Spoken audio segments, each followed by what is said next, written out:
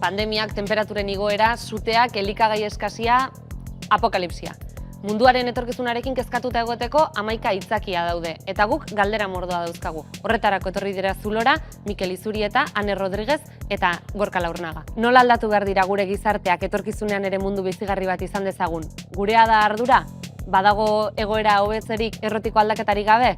Ongi etorri berriro ere Zulora.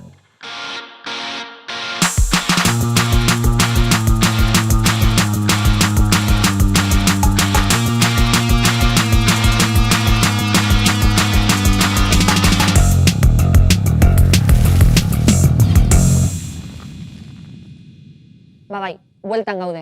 Uda pasa dugu iaz pendiente utzitako parrandak berreskuratzen, baina itzuli gara Zulora. Astintzen gaituzten gaiei errepaso bat emateko asmoz. Seguru gaurko gaia zuek ere eztabaidatu duzuela parrandan. Gorka, zer gaude, kezkatu klima aldaketaren edo krisi klimatikoaren gaiarekin edo alderantziz kaso gutxi egiten diogu? Kezkatu Nik eskatuko nion jendeari relajatzeko pixka bat. Ez ez inolaz ere. Neri duritzen zaitena da, badagola arrakala ikaragarri bat, ez?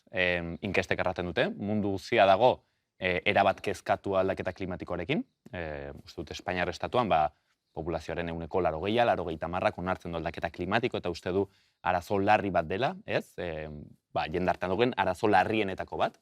Mundu guztiak erraten du, animalien galera gaitzesgarria dela, mundu guztiak erraten du kontsumo gehiegi dugula, eta aldi berean, mundu guztiak hartzen du hegazkina joateko Londresera edo Australiara, hartzen du kotxea joateko Benidormera, erosten du arropa Sheinetik eta Amazonetik, eta jaten dugu Burger Kingean. Orden hemen gertatzen da, holako desfase bat, ez? Mundu guztia dago kezkatua, eta inorek ez du deus egiten. Zuk beste batzuekin batera antolatuko dituzu, edo ari zarete antolatzeko lanetan, Euskal Herri mailako topaketa ekologistak.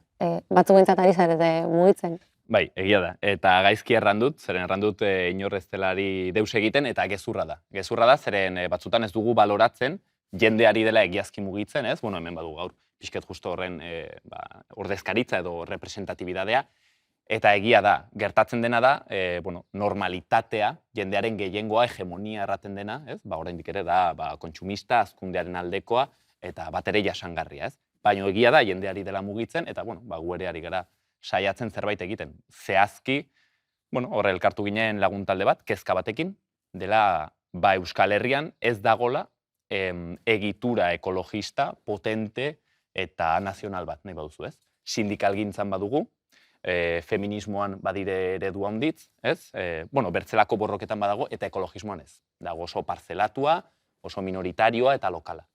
Eta, kezka horrekin pentsatu genuen egitea topaketa batzuk, solasteko gai hauetaz, jartzeko mailaren zentroan, bada ordua, jartzeko krisi ekologikoa zentroan, eta aldi berean saiatzeko erantzuten denen artean galdera bati. Eta da, behar du Euskal Herriak eragile ekologista berri bat, horretarako dire topaketa horiek, hemen digutxira, irailaren 30 eta urriaren 1 eta 2, Portugaleten, eta mundu guztia gonbidatua, eta saiatuko garena da, topaketa horietatik, aber ateratzen dugun zerbait. Egiten prozesu eratzaile bat, hor elkartu garen jendearekin, errateko Euskal Herria, bada garaia aldatzeko. Ane, zu zerk eraman zaitu aktivismo ekologistara? Nik esango nuke txikitatik izan dudala hola naturarekin harreman bat, edo Burgosen dakadalako herri bat, eta egon zuden manifestaldi handiak frakean kontra. Eta honi buruz galdetzen nuenean, nire inguruko helduei beti erantzun bera jasotzen nuen ez da, ni beti esaten nuen, zer gertatuko da, tarara, eta beti jasotzen nuena zen, zu lasai zezu ja hilagongo zara, eta hemendik egun urtera gertatuko da, ez zaitez kezkatu, ez duzu estasumatuko, eta gutxi gora bera lasaitzen nintzen, ez da. Eta gero de repente, 2019 agertzen da nire adinako neska bat, esan ez, eske hemen dago, eta hemen egon da ja duela 30 urtetik. Eta, klaro, niretzat izan zen, ezakit, sentimenduan de pixkat engainandu ninduela, ez da.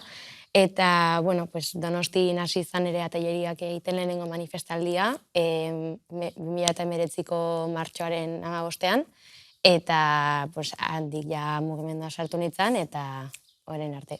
Fridays for Future ekimeneko parte zara, hor gehienak gazteak zarete, ez dakit zergatik da hori? nire gustatuko litzaidake, jende guztia dago gonbidatuta, baina gehiago da azkenean gazte gehiagoren aurpega ikusten duguela. Eta gian izan daiteke, gazte bat sortu zuelako baita ere, eta agian pixkat, influentzia hori, baina agian hainbesteko indar hartu duz, nik uste eragin handia duela, gazte batek helduei gauzak gaizki egiten ari direla esatea, eta konturatzen ari garela. Zuek ikusten, ez gaude lo. Beti esaten digute, zuek etorkizuna zaret, ez gara etorkizuna hemen gaude, eta ja munduan gertatzen dana, eragin bat du gure bizitzan, ez da? Eta, bai, larrialdi klimatikoa ja, pairatuko dugu gure bizitza guztian, orduan, agian horregatik izango da ez dakit. Mikel, zure kasuan aktivismoa ez da lan ordutatik kanpora bakarrik gelditzen den zerbait, Bask arropa marka sortu duzue, zer berezitasun dauka? Bueno, bai, aktivismoa Bask, azkenin 1000 buelta eman ditut, ez? Nire ibilbide ekologista honetan, esango du. Eta, bueno, Basken intentzioa zen, momentu baten sortu zanien, ondamendi kapitalista honi soluzio bat emati, ez? Batiz bat, moda industrian zentrauta, bigarren industria kutsakorrena dalako, ez? Datu batzun arabera. Eta beraz, sortu esan genuen, sortu berdu hemen ekimen bat, nun honi buelti emati egon. Oin gaude fase baten, nun konstientean enpresa batek ezin dula mundu aldau, eta orduan, konstienien beste eraldaketa prozesu hortan, ibilbide ekologista honetan, konstiente izaten baitik bat, zein dien benetako arazuek, zein dien aurre egin behar dion arazo hauek, eta batiz bat zek gauzatan zentrau berrean garapen bat emateko ibilbide urteetan datorren ibilbide ekologista honi, batiz bat soluzio erreal bat planteatzeko. Azkenien jende gutxi da gauza egiten, baina jende bat badago benetan oso interesauta, oso lan hona egiten, kaleta ertetzen eta gauzak aldarrikatzen, beharrezko gauzak, baina, karo, gu ikuste duguna da, badagoela aldaketa potentzial gutxi, ez? Azkenin oso sakabanauta dauden mugimendu die, eta, bueno, adibidez, Euskal Herriko jende asko antolauta, asko indar gehiagoke.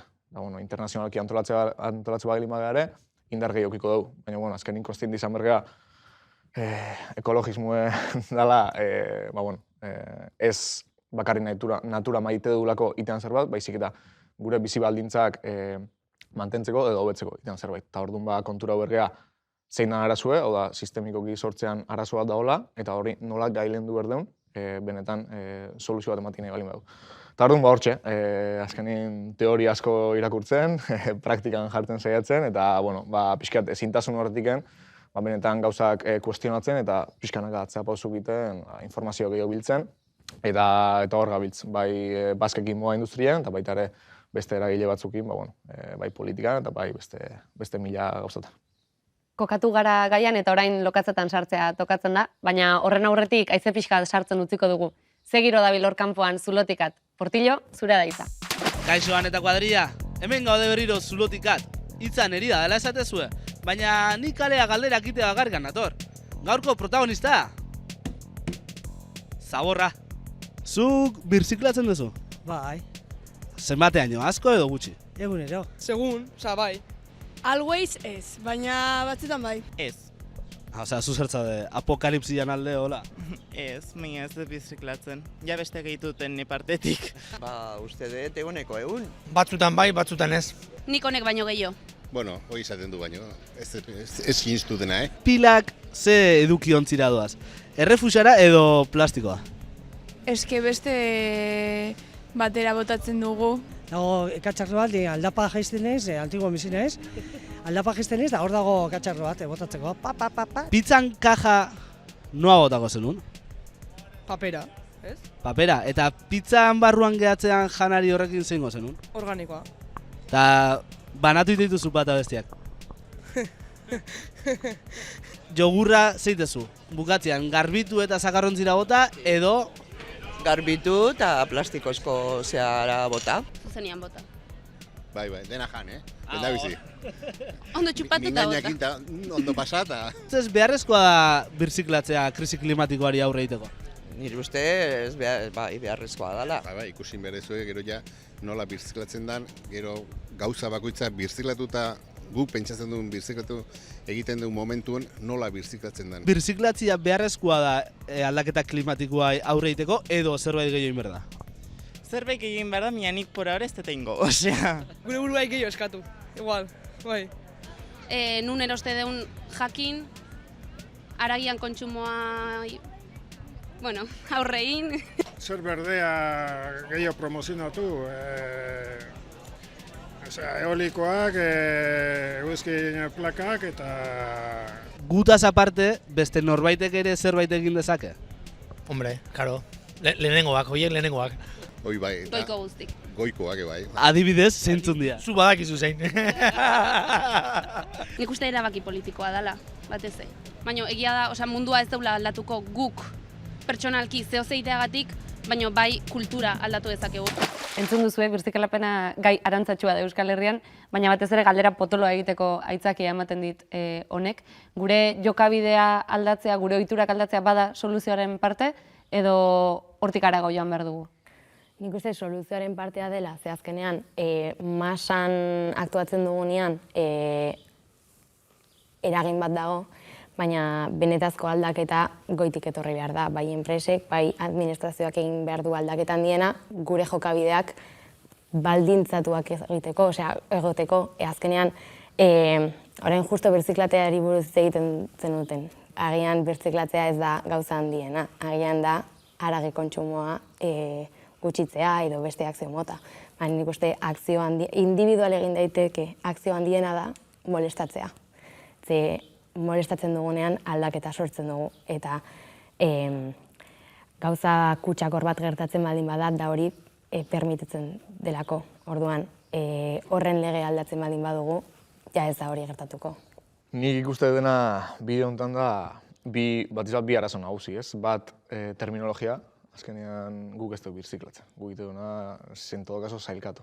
Gero birziklapena itea edo ez da egiten. Eta parte nun itea. Eta ze kontekstutan. Eta gaina, horren atzeti dago, nola heldu da produktu hau gure eskutara, ez? Zeinek ekoitzi du, ze terminotan, ze impactu hauke horrek. Azkenien, pentsatzen dugu birziklatziekin mundu salbatzen ari gara, baina bat, ez gai birziklatzen da bi arazoko daude. Eta biharrengo gauza, atentzio ditu ditena, dan edakite gure akzio individualekin ez dela ezer lortuko. Eta hala ere, impotente ikustea, ez? Eta zuk esan dezunekin arira, azkenean iti daukuna da molestatu, eta nik uste inberdeula antolatu, ez? Azkenean ikuste dugu, bai, birziklatzean saiatzea, sailkatzen kasu honetan, baina, karo, ikuste dugu honek ez gaitula ematen inoa, ez? Benetan auzi honek kezkatzea gaitu, bideoko dana, hile dana bezala, ba, bueno, nik uste hausnartu behar duela nola formau erantzun konstiente bat arazo globalai, porque ez da azkenin nik itetena ere bizilagun egiteuna, ezik da arazo global bada, arazo planetari da, nola iteo horre aurre, eta batiz bat nola antolatzea, nola saretzea gure artien, eta zein die benetako arazuek, nire ustez ez dienak ez birziklapena, ez sailkatzea, eta ez beste asko, baizik eta nola aldatzeitu gauzak errotik. Nik uste da, arron tipikoa egitea dikotomia faltsuak, ez? Eta, bueno, edabideak gainera hortan dire adituak, eta behar ditugu, ez? Behar ditugu ez tabaidak. Eta orduen, ibiltzen gara xakurrak eta katuak bezala, ez? Batzuk erraten ez, bueno, hemen aldaketak dire politikoak, eta aldi berean, kontzientzia, krisi ekologikoaren kontzientzia duen pertsona batek errango du. Bai baino, hemen ez da gertatu behar deus, zuk ez baduzu aldatzen, ez? Orduen, niri duritzen zaitena da, bota behar den mezua da, krisi klimatikoa eta krisi ekosoziala ez da geldituko jendearen akzio individualekin, eta hori da neoliberalismoak saltzen diguna, beti iragarkietan eta aldi berean, afera ez da geldituko ez bada ematen aldaketarik. Lortzen badugu sistema aldatzea eta hau dena geratzea, erran nahi du jendearen individuen bizitzak aldatu direla honditz. Bueno, ez da zertaz egiten dugun, diferentziazio hori, behar dire akzio individualak, behar dire akzio komunitarioak, eta behar dire ekintza politikoak nola ez. Gero, hor badago garrantzi maila ezberdina. Baina nik saiatuko nintzen batez ere ekiditen dikotomia faltsuak. Arazo konplexu bat da, behar ditu irtenbide konplexuak, eta horrek erran nahi du, erabili behar direla estrategia guztiak, marketingean egiten den bezala. Nahikek ez du erraten, bueno, egingo dut anunzio bat, edo jarriko ditut eskaparate politak, ez erraten du jarriko ditut anunzioak, eta batuko ditut eskaparate politak, eta ez, leina, frente guztiak, hemen da berdina, erabili behar dire, gerra honetan frente guztiak. Eta gero, beste gauza bat, duela pare bat urte atera zandatua, munduko 70% kutsadurak 100 enpresek egiten zutela. Orduan, guk ere pentsatu behar dugu, gu ez gara petrolerak, ez? Klimabarrek beti esaten duena, gu ez gara petrolerak. Orduan, alduguna egin behar dugu baita ere, ez? Gure elikadura aldatu, gure arropa kontsumoari beste buelta bat eman, holako gauzak, baina berriz ere, aldaketa goitik etorri behar da. Baita ere, klasikus puntu bate hor nik sartuko nuke, zeren gaur bertan ikusi eta azkenean foko handile jartzea, ez, biztanle gehiegi gala, ez, munduen, eta hori arazoa dela, eta hori arazo horri aurre inbertzaiola. Baina, bueno, ikuste dugu, berotegi gaz efektuen 50% kontsumoei dagokioena, biztanlerien 10% aberatzenak egitula, ez, hori xurtze egitula. Beraz, hor, igual elimino berdiena planetatik aberatzea eta ez jende pobri, ez? Orduan, konstienti izan bergea, ez dela arazo bat pertsona gehiagi bizi dela eta gure kontsumo ditura baizik eta sistemiek nola funtzionatzeu, nun isurtzea gehien, ez? Egun enpresak 1% isurtzea olin badebe, nik uste gaina zela isurpen fizikotan, inamobiletan, eta, bueno, konstienti izan bergea, globala hau da, nola aldatu dezakegu, ez jogurren nolatakoet. Nahi baduzue, hasiko gara orain aipatutakotik beti gora ekartzen, ez dakit, aipatzearen, hanezu adibidez, vegetarianoa zara. Aipatu ze horretik, baina elikadurak adibidez zenbateko pixua dauka, ez? Munduan hartzen dugun leku horretan. Bai. Nik agian Mikelek izango ditu datu hobeak, ze bera veganoa da. Bai, nik uste arazo handietako bat baita dela. Azkenin, haragi industriak dauzken alde txar guztiek, eta konstiente izan behar dula, gure eguneroko bizilen dauzkeun inpaktut danak, azkenien globaltasun badauke dela, eta batzuk beste batzu baino gehiago kutsatze dela. Eta adibidez, haragi industriak pila bat kutsatzea. Orduan, konstiente izan behar eraldaketa daitin edo badu, gure kontsumo ohiturak ere aldatu izango dela, zuk esan duzun bezala. Ez gure kontsumo ohiturak aldatzeatik sistema aldatuko dugu edo benetan egoera hobetuko dugu, baizik eta sistema aldatuz gero, gure kontsumo ohitura aldatuko die, eta helburu da sistema kapitalistia garaitzie, hau da, beste zerbait hobeagoa sortzie, eta horrek esan nahi du, igual haragi gutxio jango ezula, baina zure bizi baldintzak asko zobio izango dela, igual ez zaudela esplotauta 24 ordu, edo osasun mentaleko arazo asko ekingo ditugula, jendiek badaukelako diruzarra nahiko bat, etxe bat, edo beste 1000 gauza, ez? Eta azkenin konstiente izan bergea, igual kontsumo ohiturak aldatu inber ditugula, batik bat oksidentin bizi galako eta gure bizi maila eustet gure posibilitatetik haratago galako, baina horrek ez du esan nahi gure bizi baldintzak okertuko dienik. Bai, iduritzen zaitena da, mezu horrek izaten alduela zati arriskutsu bat, eta ados nago, baina segun nola ematen dugu mezua, erraten dugu, sistema aldatzekin orduen gure kontsumo ohiturak aldatuko dira. Orduen ematen dugu mezua modu pasibo batean, Eta hemen izan behar dena argi eta zentroan da honek eskatzen duela esfortzu bat. Kapitalismoa eta neoliberalismoaren eta kontsumoaren paradigma guzti hori da bizi estilo bat. Ez da simplemente, ohiturak dire bizi estiloak, ez? Eta horrek, egituratzen du gure bizitza, gure esperientzia, gure ametsa, gure dena, ez? Eta orduen zaila da komplikatua. Eta iduritzen zaitena da, batzutan egiten dugula externalizatu, ez? Gu, pertsona gara maisuak botatzen baloiak kanpora, ez? Eta erraten dugu, pixke berreskuratu zukaratzen zenuena, enpresaek egiten dute hau, kapitalismoak egiten du hau, eta aldatzekin jadena konponduko da, ez? Baina enpresek, Petronorrek, bidaltzen baitu ez dakizen bat isuri da guk erosten dugulako gasoia. Eta hori erala da. Ez dakitze enpresak, Amazonek botatzen baitu ez dakizen bat isuri da guk erosten ditugulako produktuak, ez? Eta, por supuesto, enpresak baduela erresponsabilitatea, eta gainera ez daude pres, eta egiten dituztela, erabiltzen dutela beren boterea deus ez aldatzeko. Por supuesto, baietz, ez? Baina ulertu behar duguna da hemen hori aldatzeko gure bizi estiloak aldatzen dira, ez? Eta nik uste dut hori ez dugula sobera barneratua. Beti uste dugu dela zerbait kanpoan dagoena, ez? Eta kapitalismoa dago gure jantzietan. Kapitalismoa dago gure sakelean, gure mobilan. Joaten gara kapitalismo barruan kotxean goaztenean, ez? Jaten dugu kapitalismoa. Eta horren kapitalismoa, gure sistema neoliberal, sozioekonomiko hau, da bizi paradigma bat. Eta dago sozializatuta, erraten duten bezala, ez? Horren ikuste, izan behar dela kontuz, mezu horiekin ez externalizatzeko, baizik eta errateko, haizu hau, gure erantzukizuna, erraten zen duten bezala, ipar globalekona, da batez ere, ez? Zentzu horretan, Mikel, eta aipatutako erantzukizun horretatik, basketik ari zarete arropa merkatuan eragin nahian, egia da bozkatuz baino gehiago eragiten dugula kontsumitzen dugunarekin? Ez, guk kontsumitzaileen gainin behin ez dugu jarriko arduri, zeren uste dugu kontsumitzaileek ere, zuk esan bezala, azkenien kapitalismo bizia eta kapitalismo jartzaizkigu oinarri batzuk, ez? Orduan, oinarri horiei aurre egin behar dugu, eta oinarri asko soziala die, kulturala die, eta beraz, erostea bultzatzea ditu, ez? Orduan, konstiente izan da, moda industrien batik bat, moda industrien ingurun hitzeiten ari gala, isurketen eta kutsatzearen 96% prozesu industrialetan ematen da, ez? Orduan, gu kamiseta eroste duenien, erabakitzen gara kamiseta hori erosti, baina ez gara erabakitzen enpresa horre dauzken erabaki estrategikoen ingurun. Oda, ez dugu erabakitzen enpresa horrek Bangladesen ekoizteun, Portugalen ekoizteun, edo Aizarna Zabalen ekoizteun. Orduan, alde batetik, bai, gu kontsumitze dugu, baina guk ez daukagu inongo eraginkortasunik gauzak aldatzen kontsumuekin. Eta gaina kontsumuen zentratzea balin badea, gure aldaketa potentziala, gure dirun araberako da. Orduan berriz ere, diru gehien aukenak gehien alda dezake. Orduan hori pixket, galdera maliziosu dara esan dut zentzu hortan. Baina, hor gero sakontzin nahi badu baita ere, kurba kustenetz eta deitzen dienak, orduan herrialde industrialetan gero eta gehiago produzitu esate gutxio kutsatzeala, baina, klaro, guk eroste honi enpresagatik ez dakik nahi den ekoizten. Orduan, hemen ekoizten hastea, gero eta gehiago ekoitzik, gero eta gutxio kutsatzeko, baina gero ekoizpena Bangladesh emateko. Eta gehiago kutsatzen nahi da. Guk kontsumitzaileak bezala ez dago hor inongo zer esanik.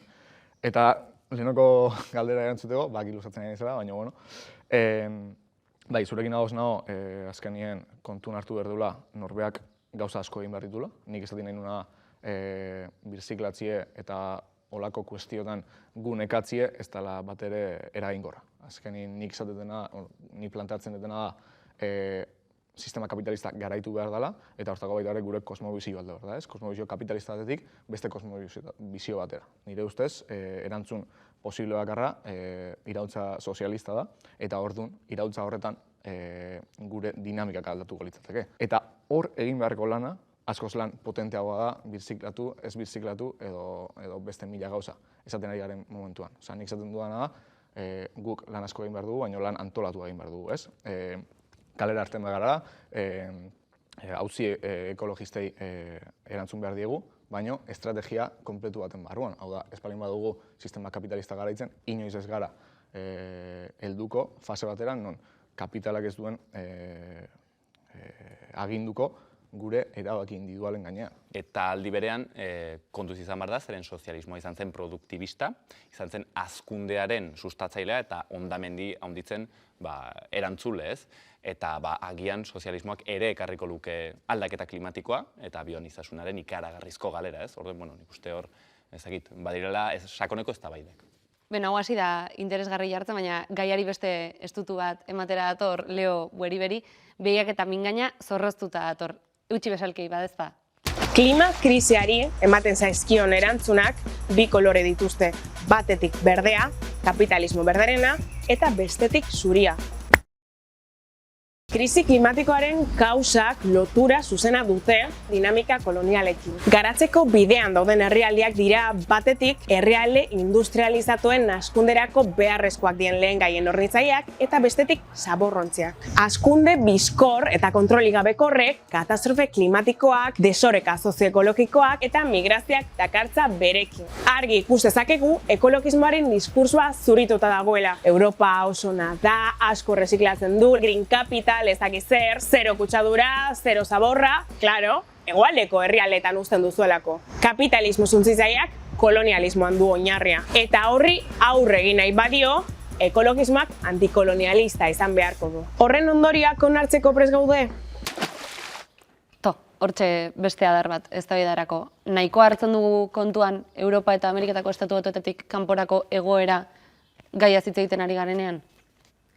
Nik uste Fredisen partetik hitz egin dezake dela, justo astuntan egingo da urrengo estraika, baina aurrekoan ja hasi ziren eufemismoak alde batera uzten eta ja hasi ginen benetan kolonialismoari buruz egiten, kapitalismoa eta aipatzea gustatuko litzaidake Freidisek 3 alde ditula direla oinarriak esango nuke, eta lehenengoa da, hirugarrena dela justizia ekosoziala.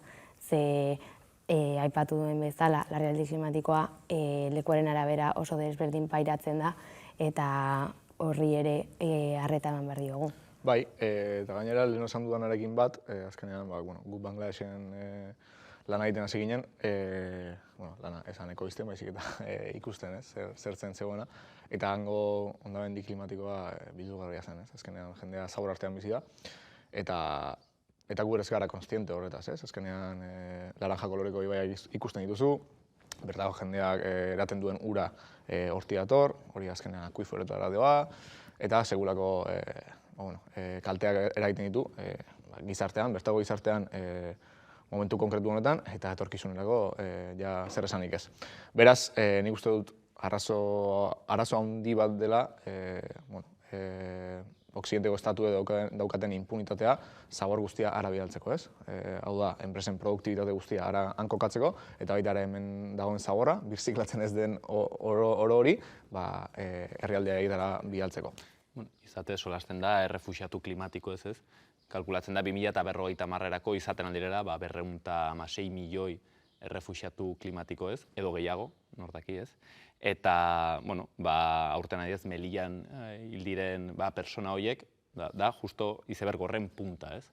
Baina, nire ustez, interesgarria da azpimarratzea hor guk berriz ere ze erantzukizun dugun ez. Irutzen zait, metafora interesgarria The Hunger Games, gosetearen jokoak edo zegin nola izango den zehazki, baina, begiratzea hori bertze ikuspuntu batetik. Zen nik ikusten dudanean, eta nik uste gehienek, ikusten dugunean The Hunger Games, empatizatzen dugu rebeldeekin pila bat, ez? Distritutako jendearekin tarraten dugu, ostra bai, jo, eske gu gara hoiek. Gu gara hoiek, edo gu gara Kapitoliokoak, ez? Zeren, nik ero ikusten dudanean Instagramen jende guztia, ez? Nizertakit TikToken jartzen hor belarriak, edo nizertakit goititik bera makillatuak, erosten arropa handik hemendik, edo, furgoneteroak, ez? Atzean zuloakek badu hor sketch bat Euskal Furgoneteroaren hau zeu dela mundiala, ez? Eta haunditzetan ez duguna ikusten da, guk dugun kontsumoak eragiten duela munduaren bertze zatian hondamendi bat, ez? Justo orain Mikelek aipatu du Bangladesh eta uztailan ikusi genituen, ezta? Jendia uretan sartuta kartelekin esanez, evento meteorologiko, muturreko evento meteorologikoak agian zur globalen gertatzen ari dira, eta hori da refugiatu klimatikoak sortzen ari direnak. Zuk ere aipatu duzu nola haien infrastruktura ez dagoela prestatuta horri aurre egiteko, baina eske norte globalen ere ez gaude prestatutak ez da ere. Duela hilabete batzuk ikusi nun bideo bat non ikusten dan, eskursionista batzuk daudela mendian eta agertzen dela alut bat haien gana etortzen ari dana eta haiek gelditzen dira geldirik filmatzen bakarrik nola haien gana etortzen ari den eta ez dute erreakzionatzen, bakarrik ikusten duten nola, ez? Eta nik uste hori oso ereduna dela nola Okzidentek hasi den larrialdi klimatikoari aurre egiten, literalmente behiratzen ari da nola datorren, baina geldirik daude. Hor, badago ez dakite ze ekonomista den, baina badu esaldi aski ederra ez, eta erraten du aberastasunaren kontrako aurkakoa ez da pobrezia, baizik eta banaketa. Eta horri lotzen dut bertze esaldi bat, eta da internazionalismoa, 21. mendean da, ipar globaleko langileek ikasi behar dute bertze modu batean bizitzen. Langileak, eta hortik gora, pentsa, ez? Iduritzen zaitena da, ipar globalean behar dugula desazi, ego globalean, bizi duinetara iritsi ahal izateko, ez? Eta hor dago kontzeptu ardatz bat, ez? Paradigma sozioekonomiko bat dena, eta da desazkundearena, ez? Eta, hori, basikamente planteatzen duena da, gure jendarteak eta ekonomiak badute ardatz bezala eta hortzimuga bezala hazkundea, ez? Eta hauek erraten dutena da, bueno, agian behar ditugu bizi xumeagoak, leheno Mikelek errandu bezala, bizitzen algarelako, bueno, perfectamente ez, aski ongi. Agian gainera ez hainbertze, osasun arazorekin gaur egun hor erdigunean daudenak, ez? Eta gainera beste terminologiak zea bat, non askotan esaten dugu, gaztera izango edola, arabirule, diala, como países pobres, eta erabili beharko litzaken hitza izango zen, empobrecidos, de azkenean historikoki okzidente egin duelako danak kendu, bera esan duen bezala, ez da? Eta hori azkenean hori ez dela magikoki gertatu.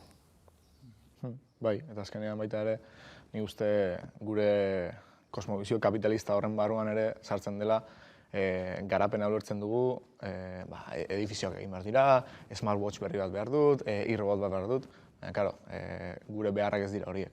Beraz, horiekin kontra jarrita dago, ez, gure ustez, herrialde azpigaratuak garatu egin behar dute, baina garapenaren kondizioak ere guk erabaki beharko genituzke. Ez, etekin ekonomiko gehiago ematen du, ez da, megafaktoriak asko kutsatuta, eta horrekin, soldata baxu batzuekin, pixka bat hobetuko dut bertako gizartea, hori ez da garapena. Hori ez da gauzak hobetzea, hori da azkenean oso destruktibo izatea.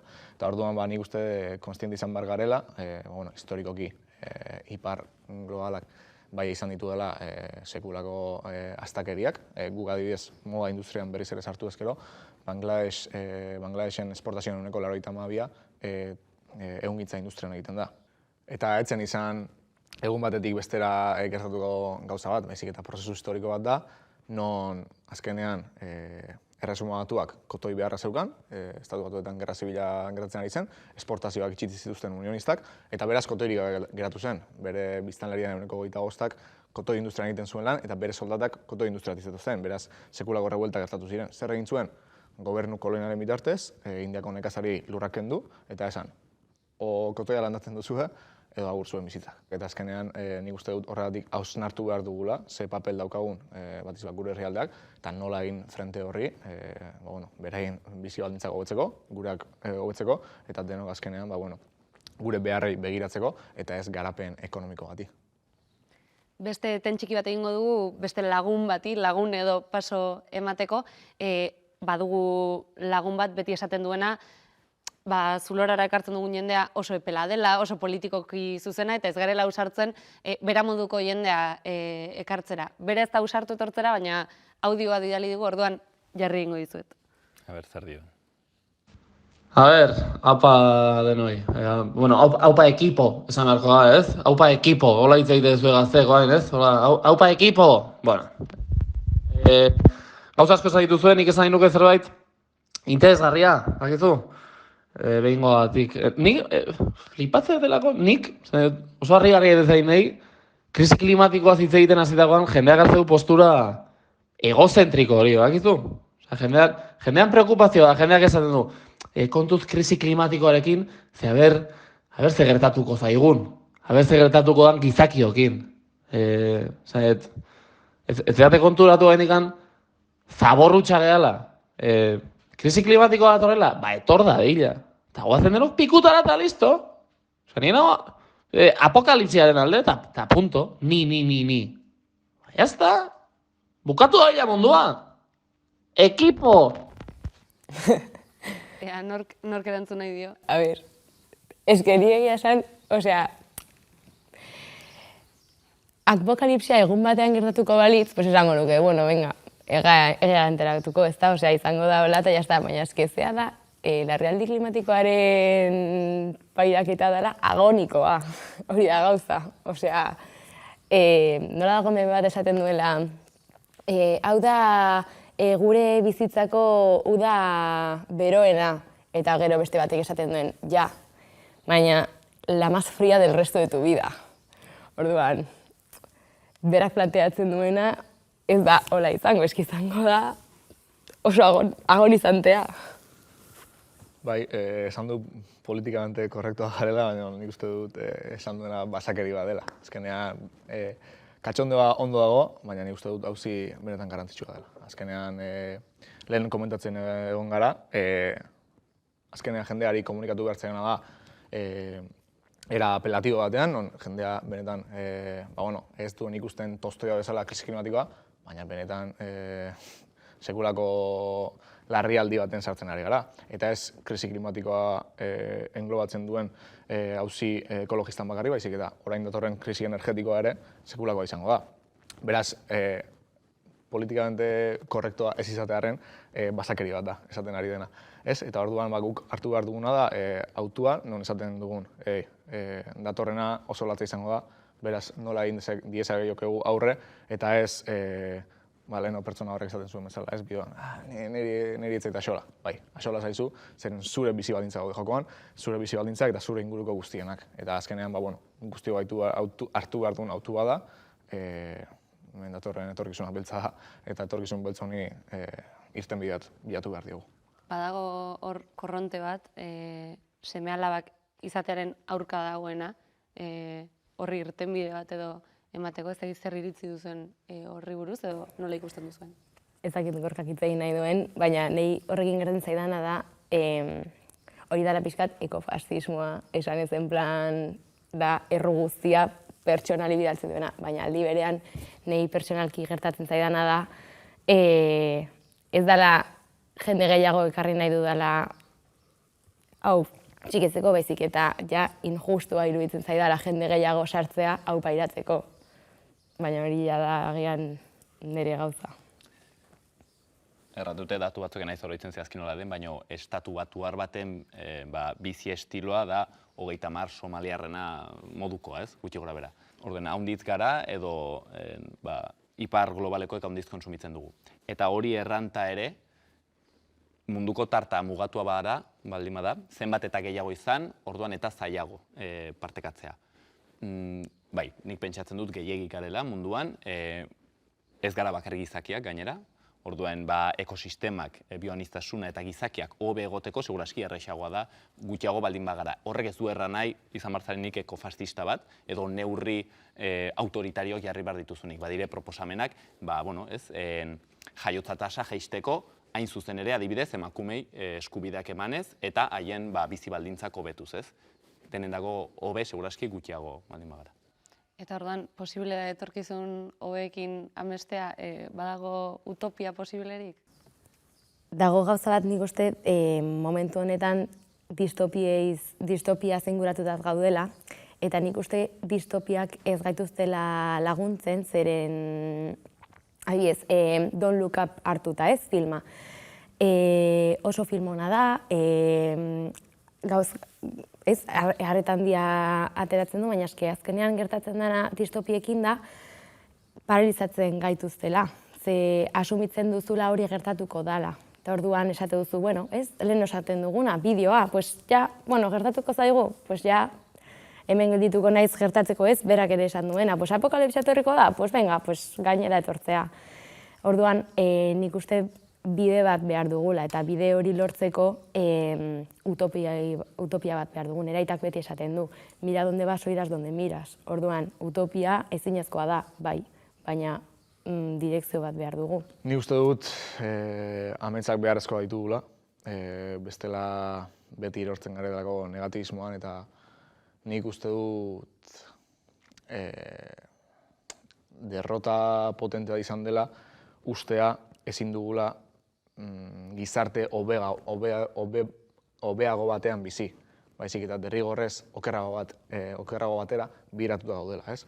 Orduan, guk konparatu behar duguna da zeinen ongi egin dezakegun eta ez zenen gaizki egitera heldu gaitezke. Hau da, gizakia ez da erruduna.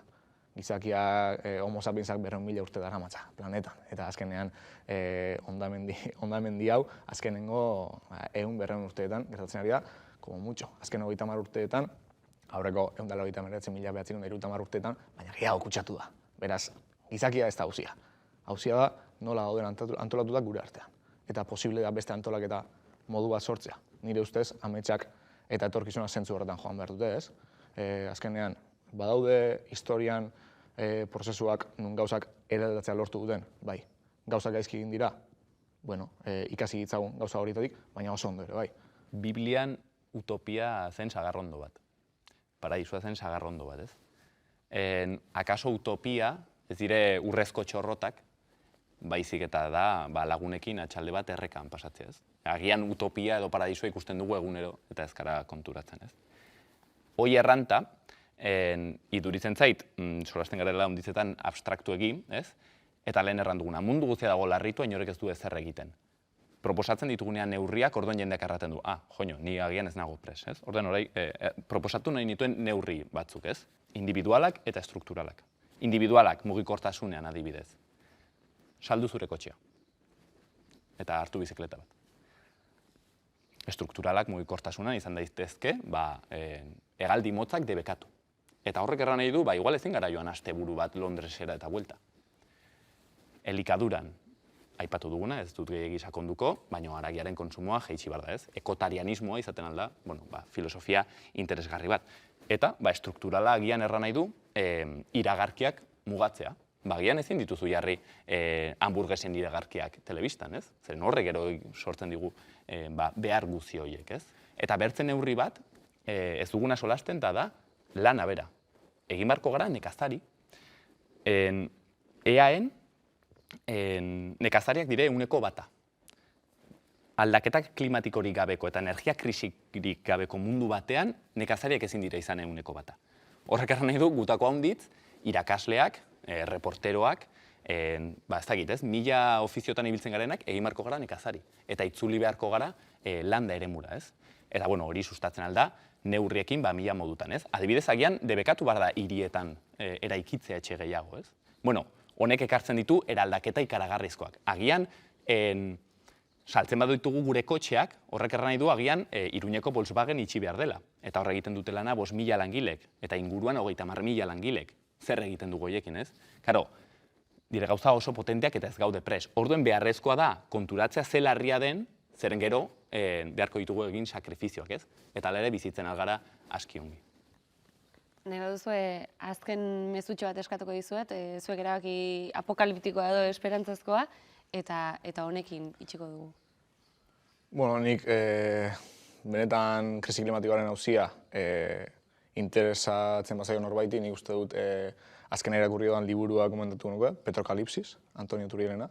Azkenean bombardatzen digute burua transizio ekologikoarekin eta energia berriztagarriekin, baina horratzean badaude limite fisikoak eta termodinamikoak. Beraz, ez da oso komplexua, ni naiz batea ditua fisikan eta termodinamikan, eta ulertu dut. Baina bai ematen dizula kontekstu bat, ulertzeko benetan auzia ez dela transizio ekologiko batean bakarrik oinarritzen, baizik eta askoz espektro handiago batean. Nire buratu zait esatea, hasi garela apokalipsiari buruz egiten, pixkat, berak ere esaten zuen, nola pixkat oso egozentriko pertsonei bakarrik hitz egiten, eta azkenean, munduan ez garela pertsonak bakarrik, eta desagertzen ari diren espezie guztiak ere kontuan hartu behar ditugu. Baina, agian ez dut horrekin bukatu nahi, agian bukatu nahi dudala da, ez dakit, ni justu unibertsitatean sartu naiz, eta plan pila bat ditut etorkizunerako, eta bete nahi ditut. Orduan, ez dakit, batu zaitezte larrialdi klimatikoa aurre egitea, ez dakit, oso optimista nagoren bizitzarekin, orduan horrekin jarraitu nahi dez. Neri duritzen zait, 21. mendeko bi rekurso importantenak izanen dire batetik, bizitza, bera ez, lurra, eta bertzetik umore ona, erraten genuena, izango da indispensablea 21. mendea pasatzeko.